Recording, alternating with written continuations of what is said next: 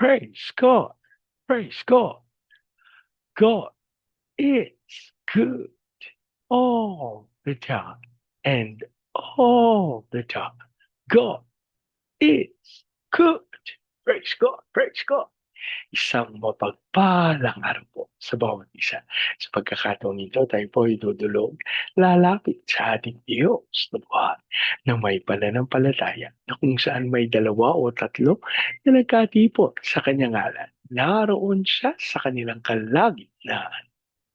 Sa araw na ito, tayo po ay dudulog sa Panginoon sa ngalan ng bayan ng Pigkawayan sa probinsya ng Cotabato. Ating hihilingin na maitatag ang altar ng ating manunubos sa bayan ng Pigkawayan. Mahimutag sa atong mga kaigsuunan diha sa Visayas ug sa Mindanao. Bisan pa katong atong mga kaigsuunan nga anaa sa Luzon ug sa laing nasod. Galaygon ang Ginoo sa walay katapusan. Ang ating pong pagsambay mula sa aklat ng mga awit, 89 na kabanata, ang talata po ay 5. Nagpupuri silang nilikha sa langit, ang iyong ginaway, siyang binabanggit ang katapatan mo, Yahweh, ay inaawit. Nagpupuri silang nilikha sa langit, ang iyong ginaway, siyang binabanggit. Nagpupuri silang nilikha sa langit, ang iyong ginaway, siyang binabanggit. Ang katapatan mo, Yahweh, ay inaawit. Ang katapatan mo, Yahweh, ay inaawit.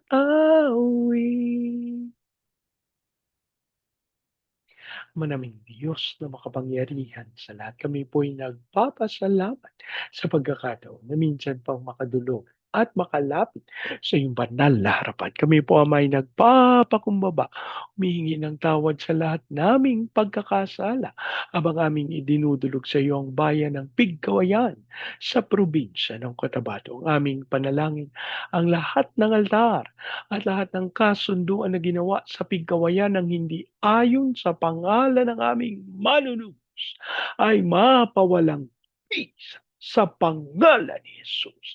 Ang aming panalangin sa pangunguna ng iyong Santong Espiritu, maitatag ang altar ng aming manunubos sa bayan ng Pigkawayan.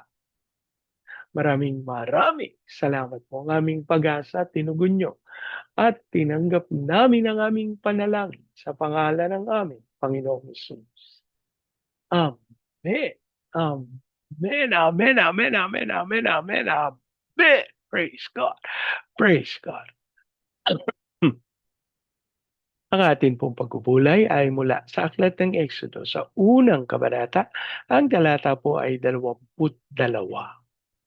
Iniutos naman ng Paraon sa lahat ng kanyang nasasakupan na itapon sa ilog Nilo ang lahat ng lalaking isisilang ng mga Hebreya at hayaan namang mamatay, mabuhay ang mga babae. Ang Diyos po ang magpala ng kanyang buhay at makapangyarihang salita. Ang bahagi pong ito ng banal na kasulatan ay tumutukoy sa pagkakataon na itinakda ng Faraon na marapat na patayin ng mga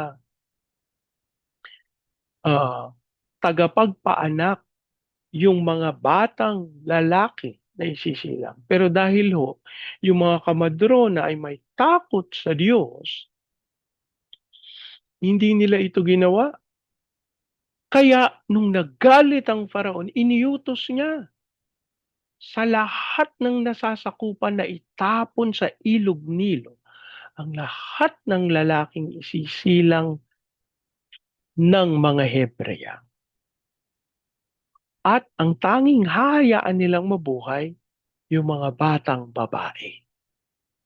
Alam niyo po kapagka siniyasat natin ang bahaging ito ng banal na kasulatan, ito po ay maliwanag na pagtapak sa karapatan na mabuhay. At ito po ay dahil sa takot na mayroon ng Faraon na lubhang lumakas ang mga Israelita, ano, ma-overpower sila. Pero alam niyo po, ang kabutihan ng Panginoon, ang pagsama ng Panginoon, ay nasa mga Israelita na hindi sila pinabayaan ng Diyos. Gumawa ng paraan ng Panginoon upang sila ay maingatan. At sa ganitong paraan, aba, sila ay patuloy pa rin na dumarami. At dito na nga, nauwi ano po, yung utos ng paraon sa mga taga-Ehipto na paslangin ang mga batang Israelita. Alam niyo po, ito po ay tumutukoy doon sa hindi lamang sa buhay, sa sinapupunan, ano po. Kung hindi, ito din ay tumutukoy doon sa mga kakayahan. Kasi po, yung mga karunungan na meron tayo, ang lahat po ng ito ay buhay. Yung karunungan na ipinagkaloob sa atin ng Panginoon, halimbawa po, yung pagsisimula ng isang negosyo, galing po sa Diyos yan.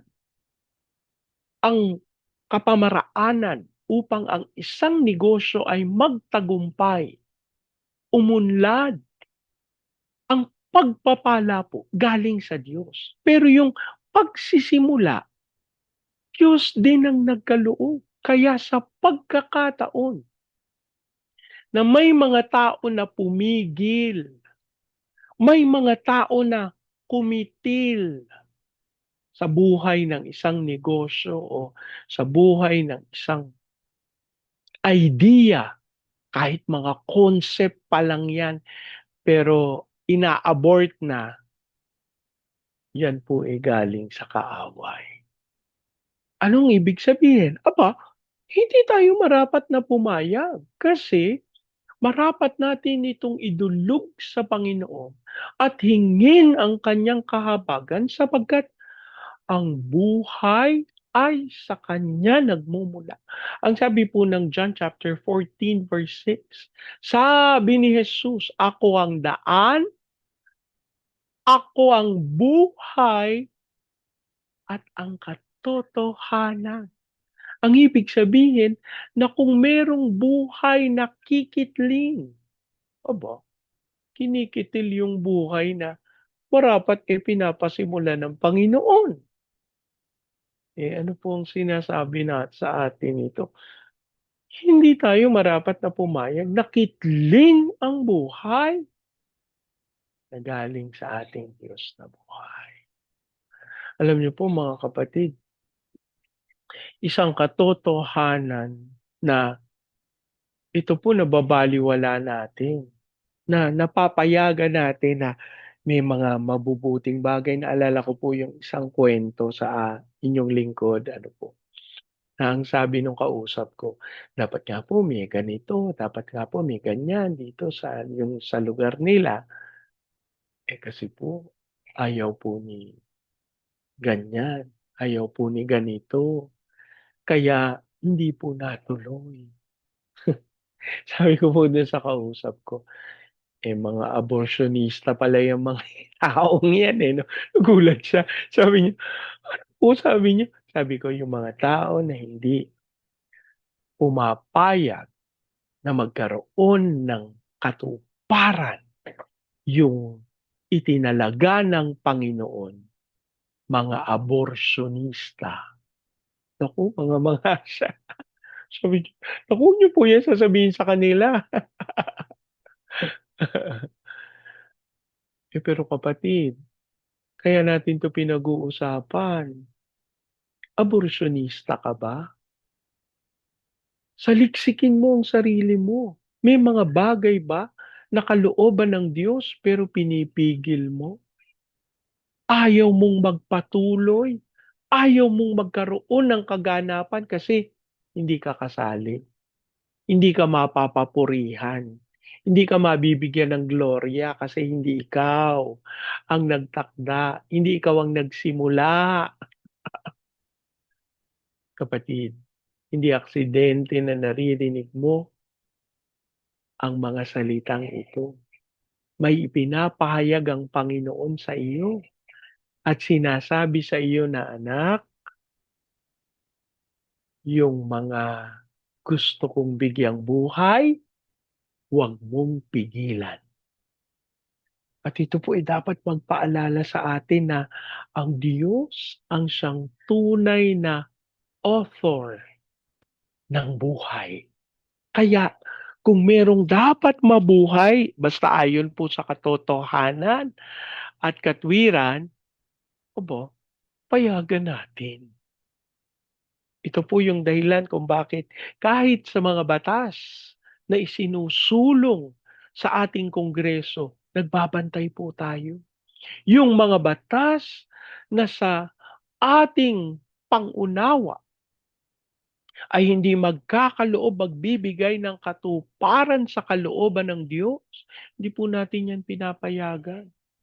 Yun pong mga batas na, alam niyo po, yung batas ng aborsyon, yung batas ng divorce, samantalang totoo po na tayo po nahahabag dun sa mga kapatid natin na nasa sitwasyon ng pag-aasawa na marapat na sanang makalaya pero dahil sa napakabigat ng requirement sa annulment sa ating bayan, aba, nananatili sila doon sa ganong sitwasyon. Gayun pa man, ito po hindi po tayo sumasang-ayon sa batas ng divorce sapagkat hindi po yan ang itinalaga ng Diyos. Ano po? So, ang sinasabi natin, binabantayan natin itong mga bagay na ito. Maging sa bahay natin. Alam nyo, dapat nating binabantayan yan. Anong binibigyang buhay natin? Yung pagkakagalit sa mag-asawa, pagkagagalit ng mga anak sa kanilang magulang, sa magkakapatid, no? Meron bang kasanayan na nung una hindi naman kayo gano'n, pero dahil sa may nangyari, no? Tapos nagsimula ng maging gano'n, lahat nagagalit na, laging galit, no? Kung magsalita, pero hindi naman kayo magkakagalit. Pero 'di ba po, sabi nga nung isa, hindi po yan nag-aaway ha, nagpapaliwanagan lang po yan. Pero alam niyo po, samantalang ako po walang problema kung malalakas ang boses. Malakas po ang boses ng inyong lingkod. Pero alam niyo po, tayo po ay nakikisama at nakikibagay sa mga pagkakataon na merong tao o sitwasyon na humihingi na nangangailangan na huwag tayong magmalakas ng boses, huwag nating patibayin yung ating mga sarili. Huwag nating sabihin na, "Ay hindi, ganito talaga ako, wala na makakapigil." Diyos ko naman, maawa naman tayo sa ating mga sarili. Magtapat tayo sa Panginoon, ano po? At alam niyo yung ating pag-adapt sa sitwasyon, sa panahon, sa mga tao na nakapaligid sa atin, ito ay nagtuturo ng personal maturity. Ibig sabihin, mainam tayong nilalang. Kasi nakaka-adapt tayo, nakakabagay tayo, nakikibagay tayo sa mga tamang panahon at tamang sitwasyon. At dahil po dyan, ako'y nananalig. Tayo'y pagpapalain ng Panginoon, sasamahan, iingatan, at patuloy na pagkakalooban ng kanyang pagsama. Manalangin tayo. Ama naming Diyos na makapangyarihan sa lahat, kami po'y humihingi ng tawad sa mga pagkakataon na may mga kakayahan at kalooban kayo na aming napigilan. Humihingi po kami ng kapatawaran sa mga pagkakataon na kami naging kabahagi. Hindi man kami yung direkta na pumigil, pero Lord, Hiling namin ang pangunguna ng iyong Santong Espiritu na maituwid ang mga kamalian ito. Kami po ay nagpapasalamat sapagkat ang inyong salita ay nagkakaloob ng kaliwanagan upang aming maunawa ano yung marapat namin na bigyang pansin at ano yung aming marapat na pahalagahan. At sa pagkakataong ito, idinadalangin namin yung mga kalooban ng aming Panginoong Kristo na magkaroon ng katuparan. Hayaan mo po na hingahan mo ng buhay, Panginoon, upang aming maipatupad at maganap ang iyong naisin sa aming bayan at sa bawat pamilya na aming kinakatawan. Amin din pong idinadalangin sa iyo ang bayan ng Pigkawayan sa probinsya ng Cotabato. Ang aming panalangin ng katawan ng aming Panginoong Kristo ay magkaroon ng pagkakaisa, unawaan sa bayan ng Pigkawayan. Maging dahilan nito amang Diyos upang dumaloy ang iyong kapangyarihan. Dasal namin, let the fire of revival flow sa bayan ng Pigkawayan as the Holy Spirit builds the altar of our Lord Jesus Christ sa bayan ng Pigkawayan. And we declare the fire of revival. Hayaan mong dumaloy din po ito sa Baguio City, Cagayan de Oro, Legas, Lipa, Manila, Pampanga, Pateros. Kilusan mo po ng may kapangyarihan ang mga bayang ito. Ikaw din ang magdala ng kaunlaran sa kanila. At hayaan mong dumalo ito sa buong Luzon, Visayas at Mindanao.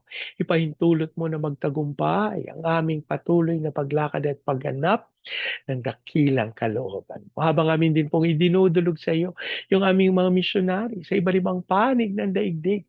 Lord, dayaan mo na matupad nila yung tawag mo na maipahayag ang iyong katotohanan at kaligtasan sa mga bansa na iyong pinagdalahan. Maging sa aming mga OFWs na tinawag mo bilang overseas Filipino witnesses.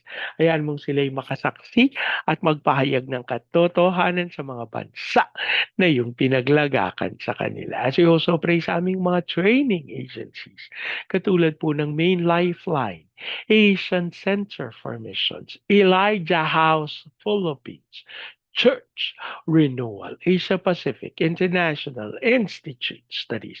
Ikaw pong magkaloob ng lahat ng pangangailangan sa mga ministeryong ito para magtagumpay sila sa pagganap ng dakilang kalooban mo. As we also pray for the fulfillment of your purposes sa mga tagapanguna namin, Panginoon, kay President Marcos, Vice President Duterte, sa Senado, Kongreso, Judiciary, Military, Police, Local Government.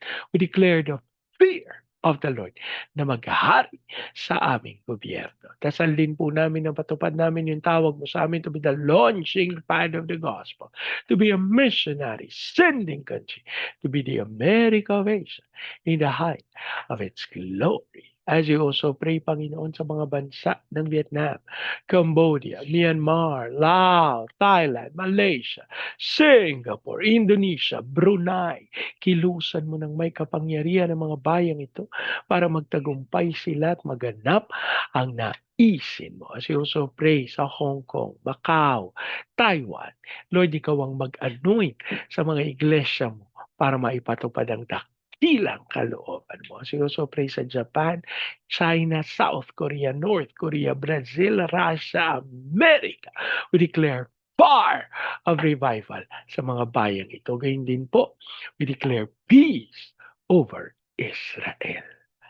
Maraming salamat po ang aming pag-asa at tinugon nyo. Tinanggap namin ang aming panalangin sa pangalan ng aming Panginoong Yesus. Amen. Amen. Amen. Amen. Amen. Amen. Amen. Praise God. Praise God. Lagi po nating tatandaan sa anumang pagsubok, problema, kahirapan, sakit, karamdaman. Tayo dudulog lalapit. Tatawag sa Panginoon dahil sa Diyos walang imposible. Sa pagkakataong ito, yan niyo pong salitain ko ang basbas ng Panginoon sa inyo at sa inyong sambahayan. I declare the everlasting love of the Father. I declare the unending blessings of the Son. I declare the sweet, sweet, sweet fellowship of the Holy Spirit now and forevermore. I declare this new house and lot with parking, with a new vehicle, and with a flourishing business. In Jesus' name. Amen. Amen. Amen. Amen. Amen. Amen. Praise God. Praise God. Hanggang sa susunod po. Sama-sama po nating ideklara, Pilipinas, God bless you. Big time. And so we declare to God be all the glory in Jesus' name.